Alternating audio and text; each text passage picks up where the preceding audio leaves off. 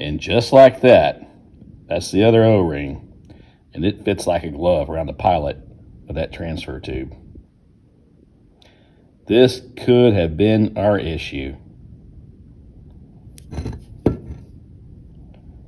Yep. Not going to say it is. We don't know if it is yet, because I have thought it was this and that.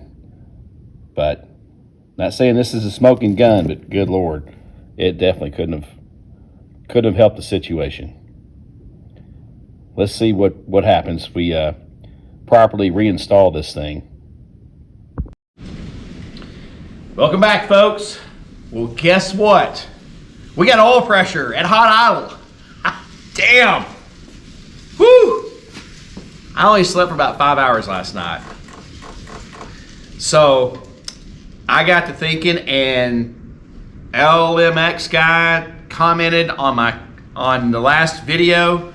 You and I were thinking the same thing, buddy, and I appreciate you saying that, because you reinvigorated me to go back, and something wasn't right. And sure enough, found it. So let me show you what we had, what I found.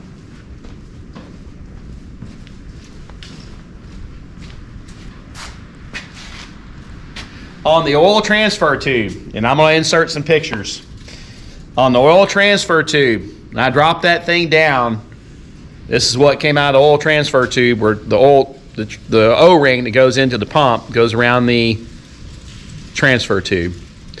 Now that cut, I don't know if that was when I installed it or when I dropped that tube. I had to do it on the engine stand for the second time dropping the pan. This is where it gets really weird. So this is the O-ring that was in my old pump. Actually, the pump that I originally built it with. Now, I made the assumption, shame on me, when we got this pump, if you notice in that video when I was unboxing this high volume oil pump, it came with 2 O-rings. So I called the manufacturer, Melling. I called Melling. Man, they were really good. They were very, very good. And I said, hey, which O-ring do I need to use on this thing? I went ahead and used the one that was just like the one that came out of the pump. He said, what do you mean 2 O-rings? He said, LS's have 2 O-rings. Hemis do not.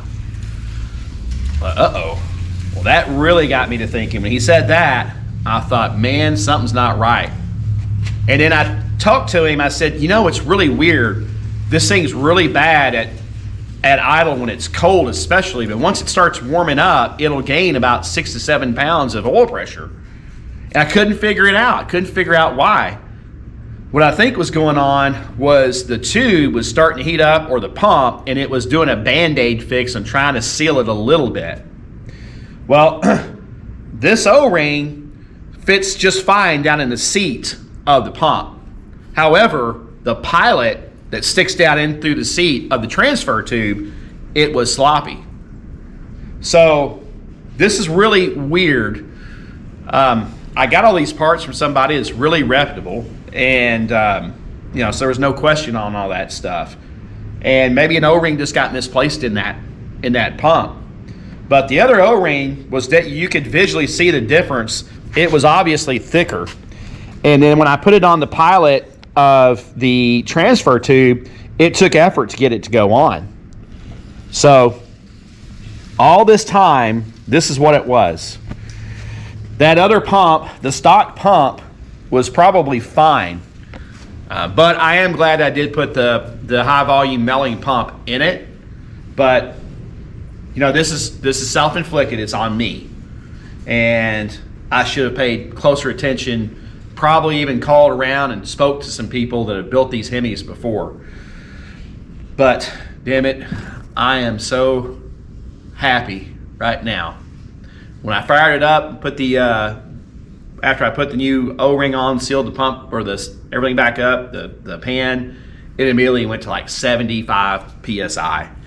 And it was, you know, when you first fire it up, it goes maybe 2,000 and it settles back down. We got it all warmed up, so let's see what it's running at a hot idle. It was running plenty warm. Let's see what we got.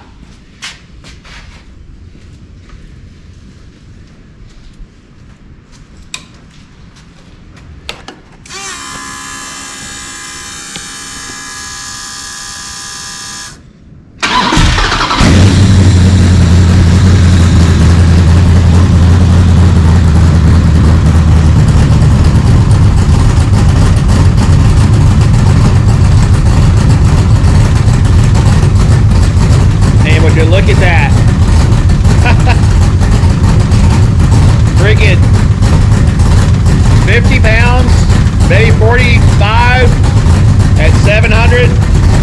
I mean, it just doesn't get much better than that.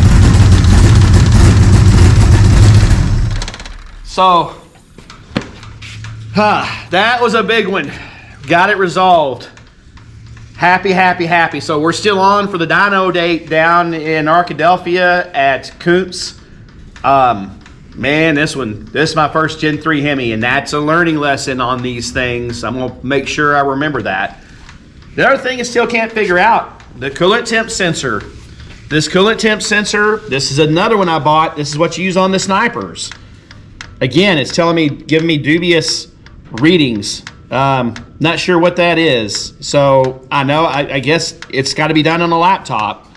I'm going to try to learn from them. I did go to Holly and got a lot of training, but I'm going to let the professionals do this, and I'm going to try to watch over their shoulder, and eventually I'll get my laptop out and I'll start doing my own programming on these things.